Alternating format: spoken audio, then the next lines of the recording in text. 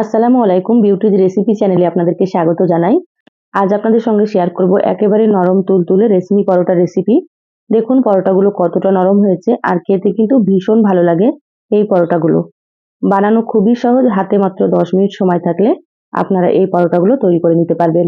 আপনারা বাচ্চাদের স্কুল টিফিনও দিতে পারেন, বা এটা অফিসের টিফিনও আপনারা দিতে পারেন। তো অবশ্যই স্কিপ করবেন না, পুরো রেসিপিটা দেখে নেবেন। আশা করছি এই পরোটা রেসিপিটা আপনাদেরকে খুবই ভালো লাগবে এবং সহজ মনে হবে। তো চলুন রেসিপি শুরু করি। এখানে দেখুন 3টে মিডিয়াম সাইজের আলু সেদ্ধ করে নিয়েছি।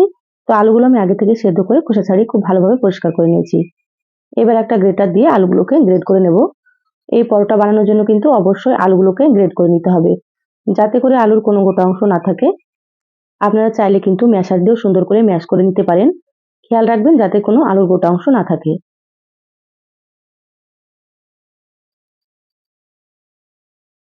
এখানে আমি 3টে আলু দিয়ে পরোটাগুলো তৈরি করব। আপনারা কিন্তু আপনাদের পরিমাণ মতো নিয়ে নেবেন। দেখুন এখানে আমি 3টে আলু সুন্দর করে গ্রেট করে নিয়েছি।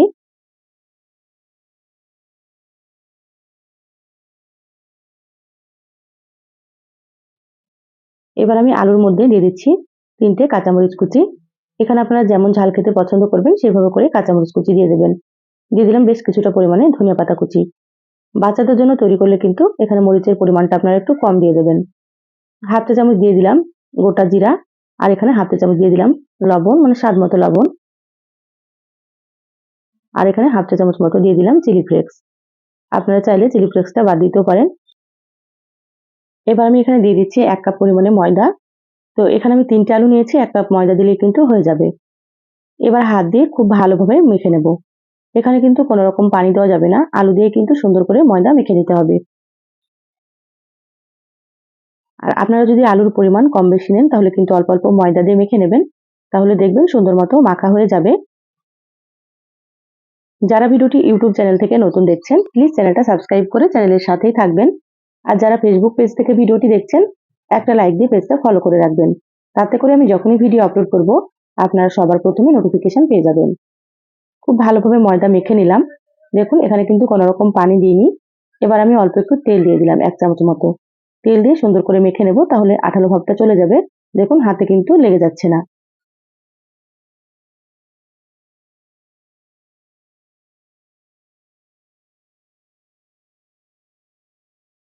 দেখুন ময়দা খুব ভালোভাবে মথে নিয়েছি, খুব বেশি নরমও না খুব বেশি শক্তও না।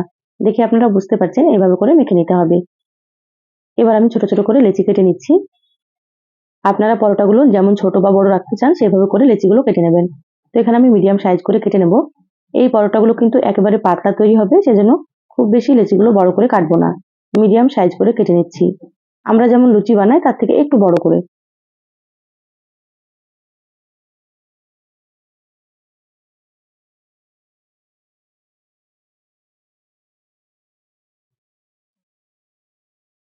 দেখুন সব লেচিগুলো কাটা হয়ে গিয়েছে। এখানে কিন্তু অনেকগুলো লেচি হয়েছে 1 কাপ ময়দা থেকে।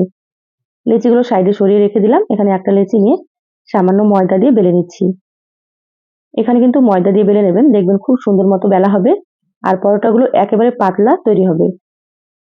আপনারা কোনো রকম ঝামেলা ছাড়াই খুব সহজে সকালের নাস্তাতে এটা তৈরি করে খেতে পারেন। খেতে এতটাই মজার হয়, একবার তৈরি করে না খেলে কিন্তু বুঝবেন না। দেখুন এই পরোটাটা আমি একেবারে পাতলা করে তৈরি করে নিয়েছি, দেখে আপনারা বুঝতে পারছেন। এটা রেখে দিচ্ছি। আবারও আপনাদেরকে একটা আমি পরোটা তৈরি করে দেখাচ্ছি। দেখুন কতটা সহজ। লেচিটা নিয়ে সুন্দর করে একটু গোল করে নিলাম, তারপরে একটু ময়দা দিয়ে বেলে নিচ্ছি। আপনারা এইভাবে একটু ময়দা দিয়ে বেলবেন, দেখবেন সুন্দর মতো বেলা হবে। এই পরোটাগুলো কিন্তু আপনারা আপনাদের পছন্দ মতো করে পাতলা করে তৈরি করে নিতে পারবেন।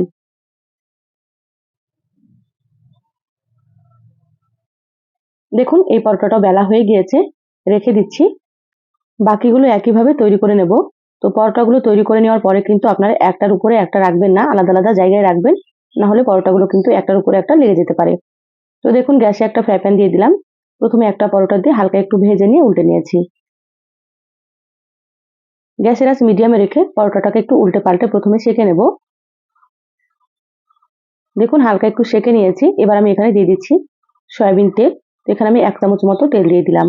এই পরোটাগুলো ভাজতে কিন্তু খুব একটা বেশি তেল লাগবে না, সামান্য একটু তেল দিয়ে ভেজে নেবেন। যদি আপনারা চান তেল ছাড়া ভেজে নিতে, আপনারা কিন্তু তেল ছাড়াও ভেজে নিতে পারেন, তাহলেও খেতে ভালো লাগবে। তো এখানে আমি একটু তেল দিয়ে ভেজে নিচ্ছি। তো আবারও দেখুন সামান্য একটু তেল দিয়ে দিলাম, সুন্দর করে তেলটাকে এভাবে ছড়িয়ে নিচ্ছি। এই পরোটাগুলো ভেজে নিতে খুব একটা বেশি সময় লাগবে না, যেহেতু পরোটাগুলো অনেক বেশি পাতলা হয়। 2 থেকে 3 মিনিট মতো মিডিয়াম আঁচে ভেজে নেবেন।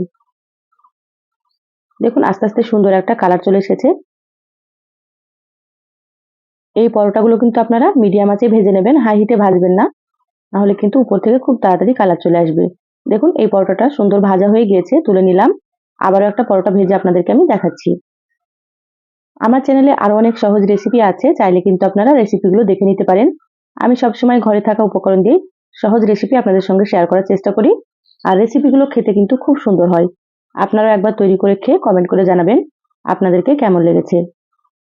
দেখুন পরোটাটা উল্টে পাল্টে একটু সেঁকে নিয়েছি, তারপরে আবার একটু তেল দিয়ে দিলাম।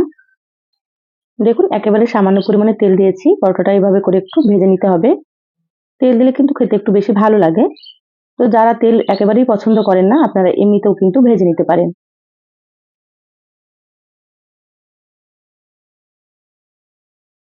দেখুন এই পরোটাটাও কিন্তু ভাজা হয়ে গিয়েছে, এবার আমি তুলে নিচ্ছি। বাকি সবগুলো একইভাবে রেডি করে নেব। দেখুন সব পরোটাগুলো ভেজে প্লেটে তুলে নিয়েছি। মাশাআল্লাহ কতটা সুন্দর হয়েছে দেখে হয়তো বুঝতে পারছেন আপনারা।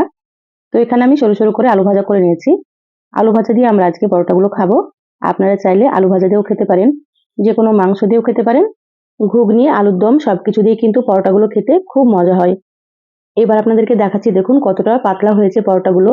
আপনারা হয়তো দেখেই বুঝতে পারছেন। আর একেবারে নরম তুলতুলে। এবার আপনাদেরকে পরোটাটা ছেড়ে দেখাচ্ছি, দেখুন একেবারে নরম তুলতুলে। আপনারা হয়তো দেখেই বুঝতে পারছেন পরোটাগুলো কতটা সুন্দর তৈরি হয়েছে। এই পরোটাগুলো কিন্তু আপনারা বাচ্চাদের স্কুল টিফিনেও তৈরি করে দিতে পারেন, বাচ্চারা খুব মজা করে খাবে।